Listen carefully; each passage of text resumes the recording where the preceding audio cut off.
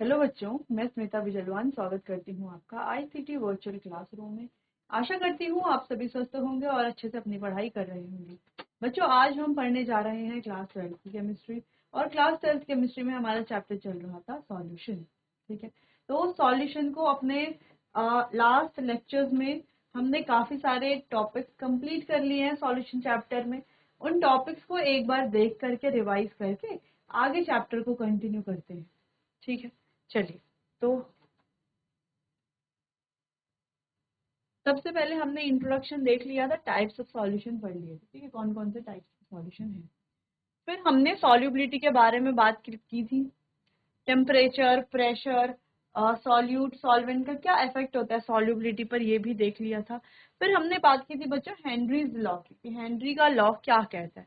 Henry का law कहता है कि partial pressure of gas in vapour phase, यानी कि गैस का जो पार्शियल प्रेशर है वेपर फेज में, वो डायरेक्टली प्रोपोर्शनल है मोल फ्रैक्शन ऑफ गैस के। ठीक है, किसी सॉल्यूशन में। फिर हेनरीज लॉ के एप्लीकेशन और कुछ important point regarding Henry's law हमने डिस्कस किया था। फिर हमने वेपर प्रेशर के बारे में बात किया था कि वेपर प्रेशर क्या होता है। ठीक है, तो वेपर प्रेशर है क्या, वेपर्स के द्वारा एक्सर्ट किया गया प्रेशर उसके सरफेस पर इक्विलिब्रियम में, उसे कहा जाएगा वेपर प्रेशर। ठीक है, ये किस किस पर डिपेंड करता है, इसके क्या प्रॉपर्टीज होते हैं वो डिस्कस किए थे। फिर वेपर प्रेशर की कैलकुलेशन की थी हमने, है ना, पढ़ी थी कैसे करते हैं कैलकुलेशन। ठीक, राउल्ट्स लॉ देख लिया था। राउल्ट्स लॉ क्या कहता है कि vapour pressure of a volatile component is directly proportional to the vapour pressure of its pure state. ठीक है, चलिए, तो ये भी डिस्कस हो गया था। फिर कुछ क्वेश्चंस हमने सॉल्व किए थे, एक बार आप देखिए इसे। चलिए, तो कुछ क्वेश्चंस हमने सॉल्व किए थे यहाँ पर वेपर प्रेशर से रिलेटेड। फिर हमने यहाँ पर ग्राफ भी देख लिया था, जो y = mx टाइप ग्राफ बन रहा था। ठीक, फिर हमने बात की थी solution containing non volatile solute, कि कैसे जो वेपर प्रेशर है उसमें कमी, हम कह सकते हैं कि लोअरिंग हो जाता है, वो थोड़ा कम हो जाता है वेपर प्रेशर। जैसे कि हमने कहा कि अगर हम प्योर वॉलेटाइल जो भी हमारा सॉल्वेंट है, ठीक है, उसके वेपर प्रेशर को देखें, और अब उस सॉल्वेंट में हमने कोई नॉन वॉलेटाइल सॉल्यूट डाल दिया है, वॉलेटाइल सॉल्वेंट में नॉन वॉलेटाइल सॉल्यूट डाल दिया है। मान लेते हैं कि हमने वाटर जो कि हमारा वॉलेटाइल सॉल्वेंट है, उसमें क्या डाल दिया, सॉल्ट जो कि हमारा नॉन वॉलेटाइल सॉल्यूट है। तो क्या होगा बच्चों, ये जो नॉन वॉलेटाइल सॉल्यूट है ये क्या करेगा, वेपर्स तो दोनों की बनेगी, दोनों को हम सेम टेम्परेचर पर हीट कर रहे हैं। तो हम क्या देखेंगे, पी इसमें और इसमें, दोनों में जो वेपर्स बनेंगी क्या बनेंगी, डिफरेंट बनेंगी। जबकि दोनों में सेम वेपर्स बनने चाहिए थी, बननी तो चाहिए थी, क्योंकि दोनों में वाटर की तो वेपर बन रही है। लेकिन क्या होता है, यहाँ पर कोई ऐसा फैक्टर नहीं है जो डिस्टरबेंस क्रिएट कर रहा है। जबकि यहाँ पर NaCl क्या करता है, इसमें क्या करता है, डिस्टरबेंस क्रिएट करता है, इसके इफेक्ट को चेंज कर देता है। तो क्या होता है कि जो प्योर वेपर प्रेशर है, जो केवल वाटर ही वाटर की बन रही है, वो ज्यादा होती है किसके कंपैरिजन में, जिसमें नॉन वॉलेटाइल सॉल्यूट मिला हो उसके कंपैरिजन में। ठीक है, तो जैसे हम यहाँ पर देख पा रहे हैं कि पी नॉट जो है वो ज्यादा है पीएस से, यानी कि पी नॉट क्या है, केवल और केवल हमारे सॉल्वेंट का वेपर प्रेशर, और पीएस क्या है, पूरे सॉल्यूशन का वेपर प्रेशर। ठीक है, तो यहाँ पर पी नॉट ज्यादा होगा पीएस से। तो इसके दो केसेस बनते हैं, एक होते हैं बच्चों, दो तरह के ये होते हैं, एक होते हैं आइडियल सॉल्यूशन और एक होते हैं नॉन आइडियल सॉल्यूशन। अब दोनों में क्या डिफरेंस है, तो ये हमने लास्ट लेक्चर में पढ़ लिया था। क्या पढ़ा था कि देखो, आइडियल सॉल्यूशन वो सॉल्यूशन होते हैं जो राउल्ट्स लॉ को ओबे करते हैं, जबकि नॉन आइडियल सॉल्यूशन वो सॉल्यूशन होते हैं जो राउल्ट्स लॉ को ओबे नहीं करते। जैसे हम जानते हैं क्लास में दो तरह के बच्चे होते हैं जिन्हें होमवर्क दिया जाता है, दोनों बच्चों को दिया जाता है। कुछ बच्चे होते हैं जो होमवर्क करके आते हैं, कुछ बच्चे होते हैं जो होमवर्क नहीं करके आते हैं, है ना। यानी कि कुछ बच्चे हैं जो टीचर जो बोल रहे हैं उनकी बात को मान रहे हैं, और कुछ बच्चे नहीं मान रहे। तो कुछ आइडियल बच्चे हैं, कुछ नॉन आइडियल बच्चे हैं। वैसे सॉल्यूशन भी जो राउल्ट्स लॉ को ओबे कर रहे हैं, फॉलो कर रहे हैं, राउल्ट्स लॉ को मान रहे हैं, वो तो हमारे हो गए आइडियल सॉल्यूशन। और जो राउल्ट्स लॉ को नहीं मान रहे वो होंगे हमारे नॉन आइडियल सॉल्यूशन। ठीक है, तो राउल्ट्स लॉ हमें जानते हैं, P S is equals to P not A chi A plus P not B chi B. क्या है पी एस, क्या है हमारा total vapour pressure, solute plus solvent, जबकि पी नॉट एक्स से क्या है vapour pressure of component A, और P not B X B क्या है vapour pressure of component B. ये बी है, आप इसको बी कर लेना, P not B X B, sorry काई बी। ठीक है, क्लियर है इतना। तो ये देखो ये राउल्ट्स लॉ को ओबे कर रहा है, तो ये कैसा सॉल्यूशन होगा, एक आइडियल सॉल्यूशन होगा। जबकि जो नॉन आइडियल होगा वो राउल्ट्स लॉ को ओबे नहीं करेगा, तो उसका जो टोटल प्रेशर होगा या तो वो कंपोनेंट के वेपर प्रेशर से ज्यादा होगा या तो वो कम होगा, बराबर कभी भी नहीं होगा।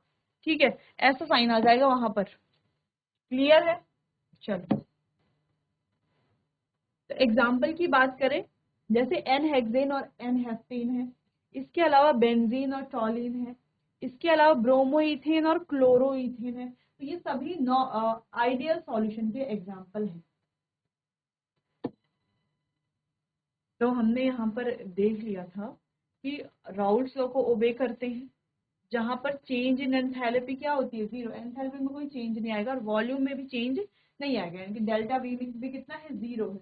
यानी कि कंपोनेंट का जो वॉल्यूम होगा, कंपोनेंट का जो वॉल्यूम होगा ए और बी, क्योंकि हम यहाँ पर ए और बी क्यों कह रहे हैं बार बार, क्योंकि हम एक बाइनरी सॉल्यूशन के बारे में बात कर रहे हैं। बाइनरी सॉल्यूशन जिसके दो कंपोनेंट होते हैं, सॉल्यूट और सॉल्यूट, या सिर्फ जिसके दो ही कंपोनेंट होते हैं वो बाइनरी हो गया। ठीक है, तो क्या सॉल्यूशन केवल बाइनरी होता है, नहीं, अलग अलग भी होते हैं।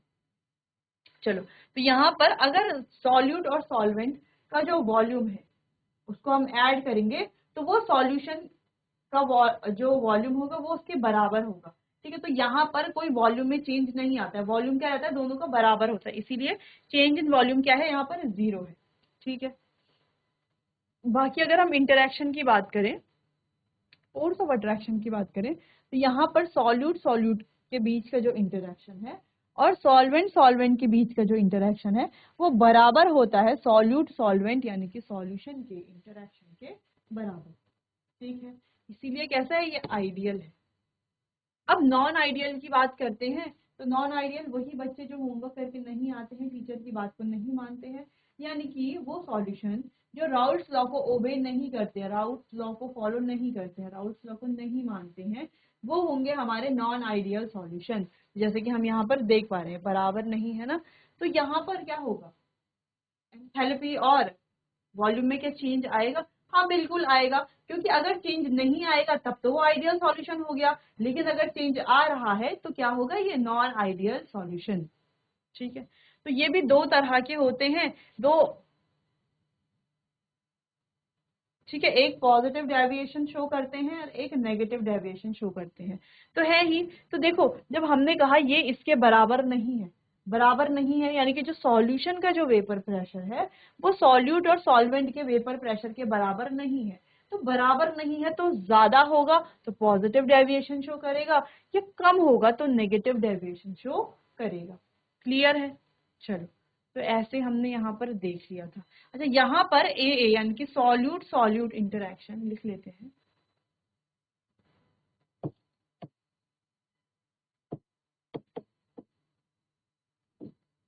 सॉल्यूट सॉल्यूट इंटरेक्शन और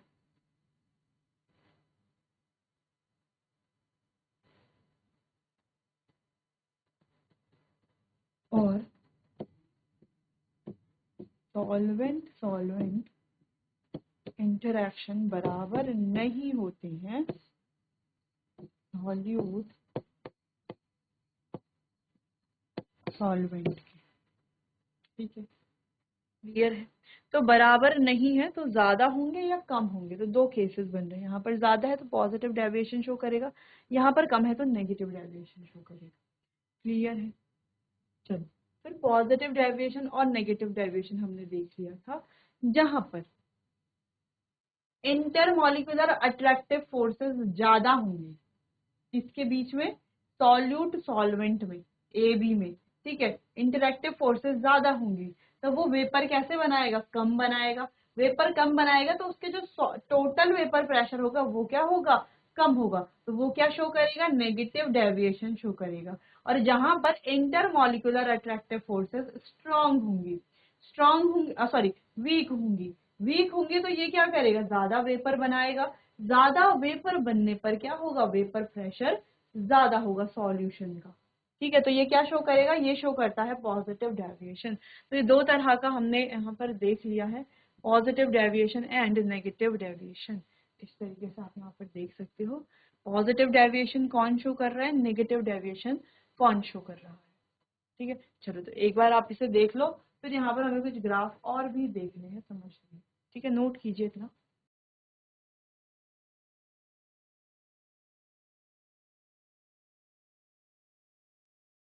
चलिए, non-ideal solution. These solutions deviate with ideal behavior and do not obey Raoult's law over entire range of composition. इनकी ये राउल्स लॉ को ओबे नहीं करते हैं, तो नॉन आइडियल सॉल्यूशन है। तो नॉन आइडियल सॉल्यूशन की अगर हम बात करें तो यहाँ पर डेल्टा एच मिक्सिंग यानी कि चेंज इन एंथैल्पी 0 के बराबर नहीं होगी। ठीक, इसके अलावा डेल्टा एच मिक्सिंग, अच्छा डेल्टा वी मिक्सिंग आप कर सकते हैं, डेल्टा वी मिक्सिंग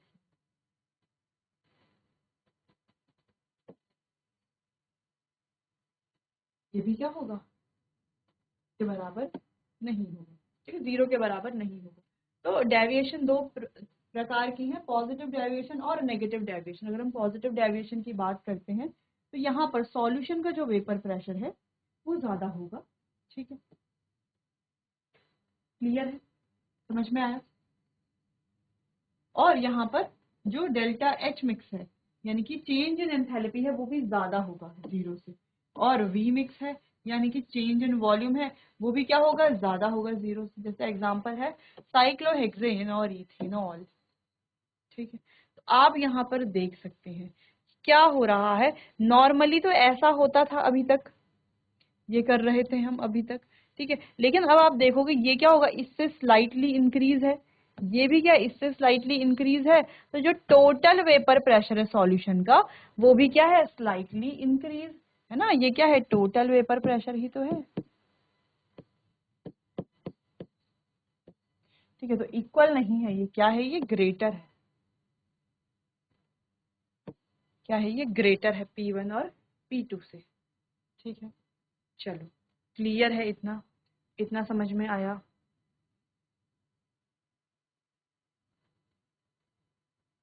चलिए, तो इसे आप नोट कर लीजिए बच्चों, फिर आगे बढ़ते हैं।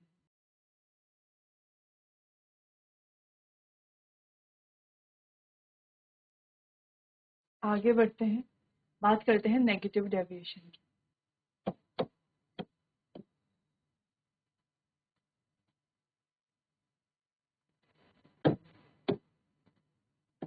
नेगेटिव डेविएशन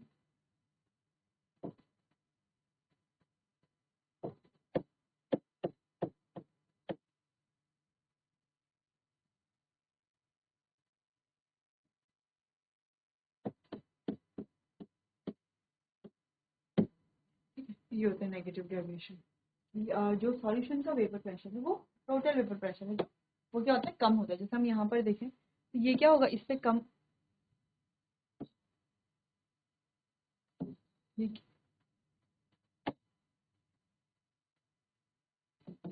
ये क्या है, इससे कम है। ये क्या है, ये P2 भी क्या है, यहाँ होना चाहिए था ना। जो राउल्ट्स लॉ था, राउल्ट्स लॉ में तो ये हो रहा था, सीधे सीधे लाइन जा रही थी y equals to mx type का। ठीक है, लेकिन यहाँ पर क्या हो रहा है, ये इससे थोड़ा क्या है, कम है। तो जो टोटल वेपर प्रेशर बनेगा सॉल्यूशन का वो भी क्या होगा, कम होगा।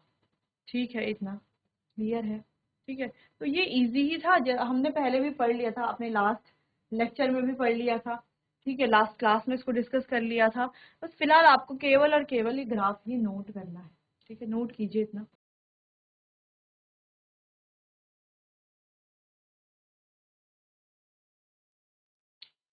चलिए बात करते हैं एजियोट्रॉप्स। ठीक है, तो ये जो एजियोट्रॉप्स हैं ये क्या होते हैं, इनके बारे में बात करते हैं। The binary solution having same composition in liquid and vapour phase, यानी कि ऐसे बाइनरी सॉल्यूशंस जिनका कंपोजिशन लिक्विड फेज में और वेपर फेज में, दोनों में क्या होता है, बराबर होता है at which boil at a constant temperature, जो कांस्टेंट टेम्परेचर पर बॉयल होते हैं और उन्हें डिस्टिलेशन द्वारा या हम कहीं फ्रैक्शनल डिस्टिलेशन द्वारा क्या नहीं किया जा सकता, सेपरेट नहीं किया जा सकता, उन्हें कहा जाता है एजियोट्रॉप्स। ठीक है, चलो इसको थोड़ा सा समझते हैं। जैसे मान लो हमने यहाँ पर कोई लिक्विड, हमने यहाँ पर कोई सॉल्यूशन लिया ए और बी। मान लो ए का जो बॉइलिंग पॉइंट है वो है 70, ए का जो बॉइलिंग पॉइंट है वो है 40 डिग्री सेल्सियस और बी जो है उसका बॉइलिंग पॉइंट है 140 डिग्री सेल्सियस। दोनों के बॉइलिंग पॉइंट में बहुत ज्यादा अंतर है। ठीक है, मान लेते हैं केवल कि एक का 40 है और एक का 100 मान लो, 70 मान लो, ज्यादा है मतलब बी से, सॉरी ए से। ठीक है, तो हम क्या कर रहे हैं, इसे हीट कर रहे हैं। हीट करेंगे तो क्या होगा, जो ए है इसका बॉइलिंग पॉइंट कम है, वो जल्दी क्या हो जाएगा, इवेपोरेट हो जाएगा, है ना, जल्दी उसके वेपर बन जाएंगे। ठीक है, तो ये क्या हो जाएगा, वेपराइज हो जाएगा जल्दी ए वाला। ठीक, और बी वाला रह जाएगा। तो हम ऐसा कर सकते हैं, इसको इस तरीके से किसी दूसरे बीकर में इकट्ठा कर लेंगे तो यहाँ पर हमारे पास बी आ जाएगा, सॉरी ए आ जाएगा, ए इवेपोरेट हो जाएगा और बी क्या रहेगा, बी इस वाले इसमें रहेगा, ए जल्दी इवेपोरेट हो जाएगा तो ए आ जाएगा यहाँ पर। फिर बी का तो बॉइलिंग पॉइंट ज्यादा है, उसको इवेपोरेट होने में टाइम लगेगा। फिर इस तरीके से हम दोनों को सेपरेट कर सकते हैं। ये जो प्रोसेस है इसे कहा जाता है डिस्टिलेशन। लेकिन मान लो हमारे पास दो कंपोनेंट है ए बी, अब उनके बॉइलिंग पॉइंट में ज्यादा अंतर नहीं है। ठीक है, बॉइलिंग पॉइंट में ज्यादा अंतर नहीं है, तो ए और बी की जो वेपर्स बनेंगी, तो ए जब सेपरेट हो रहा होगा इसके साथ बी की भी वेपर्स आ जाएंगी। यहाँ पर बी जब रह रहा होगा तो उसके साथ ए के वेपर्स भी रहेंगे, यानी कि यहाँ पर डिस्टिलेशन प्रोसेस नहीं हो पाएगी। ठीक है, कहाँ पर, जब दोनों का बॉइलिंग पॉइंट में ज्यादा अंतर नहीं है तो डिस्टिलेशन प्रोसेस नहीं हो पाएगी। तो इन्हीं को हम क्या कहते हैं, एजियोट्रॉप्स कहते हैं। इन्हें फ्रैक्शनल डिस्टिलेशन से सेपरेट नहीं किया जा सकता। ठीक है, या कांस्टेंट बॉइलिंग टेम्परेचर भी हम इसे कहते हैं। क्लियर है। अच्छा, ये भी दो प्रकार के होते हैं, मिनिमम बॉइलिंग और मैक्सिमम बॉइलिंग। चलो तो इसको समझते हैं, जो हमने थोड़ा बहुत यहाँ पर देख लिया। तो हमने कहा बाइनरी सॉल्यूशन जिनका कंपोजिशन क्या है, सेम है लिक्विड और वेपर फेज में। जैसे हम यहाँ पर कह रहे थे लिक्विड फेज में तो इनका कंपोजिशन सेम है, लेकिन जैसे ये वेपर होंगे तो दोनों क्या होंगे, एक साथ इनके वेपर बनना शुरू हो जाएंगे। ठीक है, तो लिक्विड और वेपर फेज में क्या है, ये सेम कंपोजिशन इनका है कांस्टेंट टेम्परेचर पर, और इन्हें सेपरेट नहीं किया जा सकता फ्रैक्शनल डिस्टिलेशन से। इन्हें कहा जाता है एजियोट्रॉप्स। एजियोट्रॉप्स भी बोल सकते हो, एजियोट्रॉप्स। क्लियर है। अब हमारे पास दो तरह के एजियोट्रॉप्स हैं, एक है मिनिमम बॉइलिंग एजियोट्रॉप्स और एक है मैक्सिमम बॉइलिंग एजियोट्रॉप्स। अब नाम से क्या समझ में आ रहा है, जहां पर बॉइलिंग पॉइंट क्या है, ज्यादा है तो मैक्सिमम बॉइलिंग, जहां पर बॉइलिंग पॉइंट कम है तो मिनिमम बॉइलिंग। जैसे मान लो हमारे पास दो सॉल्यूशन है, अब एटमॉस्फेरिक प्रेशर तो होता है 1 atm,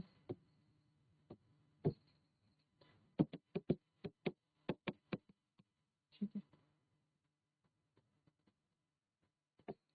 अब अभी इसका प्रेशर है 0.7 और यहाँ पर ये जो वेपर प्रेशर है और यहाँ पर जो वेपर प्रेशर है वो है 0.2, 0.7 और 0.2। तो किसको आपको ज्यादा बॉयल करना पड़ेगा 1 atm तक पहुंचाने के लिए। देखो 0.7 को भी आप हीट करोगे, 0.2 को भी आप हीट करोगे, लेकिन ज्यादा हीट किसे करोगे, ज्यादा हीट आप इसे करोगे 1 atm तक पहुंचाने के लिए, क्योंकि यहाँ पर वेपर प्रेशर क्या है, कम है। क्या है, वेपर प्रेशर कम है। अब एक और बात ध्यान रखो, यहाँ पर वेपर प्रेशर ज्यादा है, वेपर प्रेशर ज्यादा है, तो वेपर प्रेशर जहां पर ज्यादा था वेपर्स का, यानी कि प्रेशर ज्यादा था, यानी कि इसके पार्टिकल्स के बीच में जो बॉन्डिंग रही होगी वो कैसी रही होगी, बहुत ज्यादा स्ट्रांग नहीं रही होगी, वीक बॉन्डिंग रही होगी।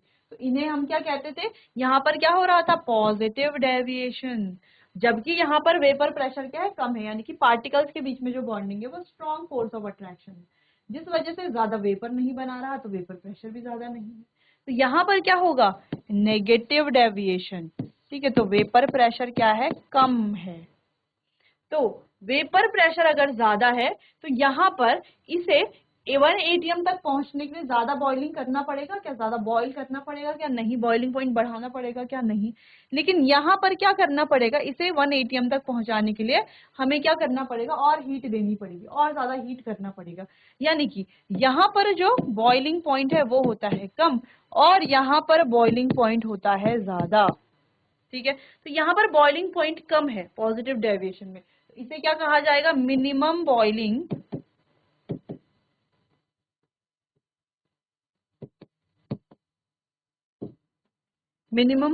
एजियोट्रॉप्स। और यहाँ पर बॉइलिंग पॉइंट ज्यादा है, तो इसे क्या कहा जाएगा, मैक्सिमम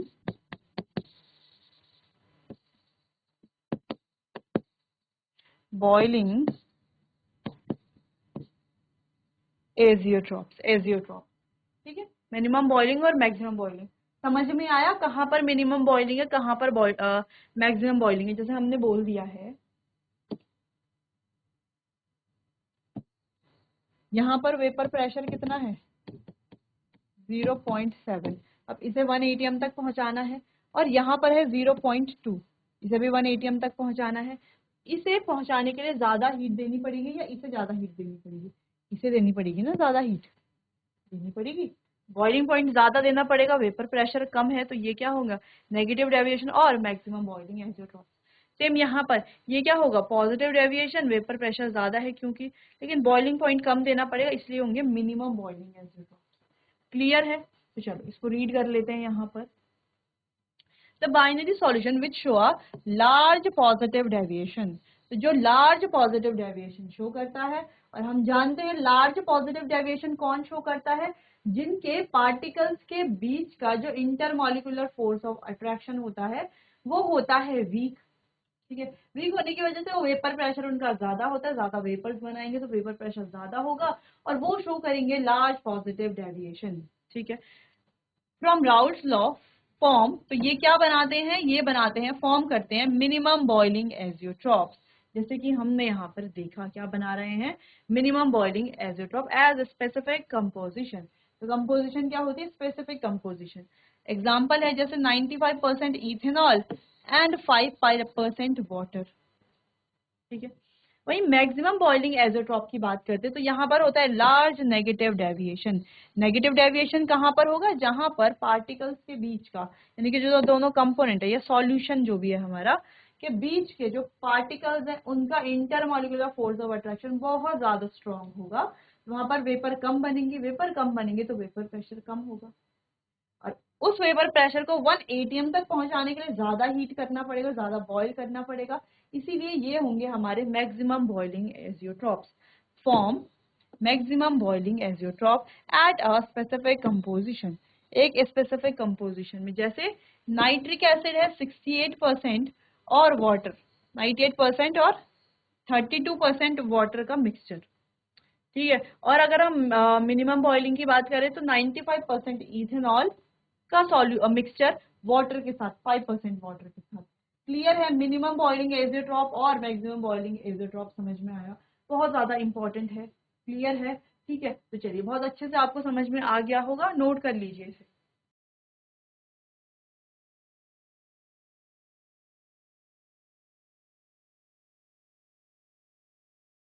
चलिए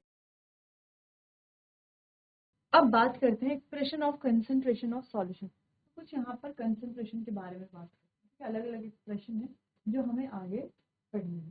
ठीक है, तो इसे पढ़ने के बाद हमें अपने टॉपिक को आगे कंटिन्यू करना है, जो कि है कॉलिगेटिव प्रॉपर्टीज। तो अब तक लगभग हमने पूरे चैप्टर के काफी सारे टॉपिक्स कंप्लीट कर लिए हैं, जैसे एजोट्रॉप्स पढ़ लिए हैं हमने, ठीक है, आइडियल नॉन आइडियल पढ़ लिया है, इसके अलावा सॉल्युबिलिटी पढ़ ली है, हेनरीज लॉ पढ़ लिया है, राउल्ट्स लॉ पढ़ लिया है। ठीक है, और इंट्रोडक्शन तो हमने देख ही लिया था, टाइप्स ऑफ सॉल्यूशंस देख लिए हैं। ठीक, अब बच जाता है concentration term and colligative property. Colligative properties में आगे हमें वेंट ऑफ फैक्टर भी पढ़ना है, ठीक है। तो सबसे पहले हम कंसंट्रेशन टर्म्स को कंप्लीट कर लेंगे, फिर कॉलिगेटिव प्रॉपर्टीज, फिर वेंट ऑफ फैक्टर, ठीक है। चलो एक्सप्रेशंस क्या क्या है। The amount of solute present in the solution is called its concentration, यानी कि कितनी अमाउंट सॉल्यूट प्रेजेंट है सॉल्यूशन में, उसे ही क्या कहा जाता है, कंसंट्रेशन कहा जाता है। तो mass percentage, weight by weight, ठीक है। Volume percentage, volume by volume, mass by volume percentage, ठीक है। पार्ट्स पर मिलियन, पीपीएम, मोल फ्रैक्शन को काय से डिनोट किया जाता है, मोलैरिटी को कैपिटल एम से और मोलैलिटी को स्मॉल एम से। अच्छा ये सभी हमने कहाँ पर पढ़े हैं, क्लास 11th में भी पढ़े हैं, ठीक है। तो चलो इन्हें आप एक बार नोट करो, फिर एक एक करके इनको डिस्कस करते हैं। कुछ क्वेश्चंस भी हम यहाँ पर सॉल्व करेंगे इनसे रिलेटेड, तो नोट कीजिए इतना।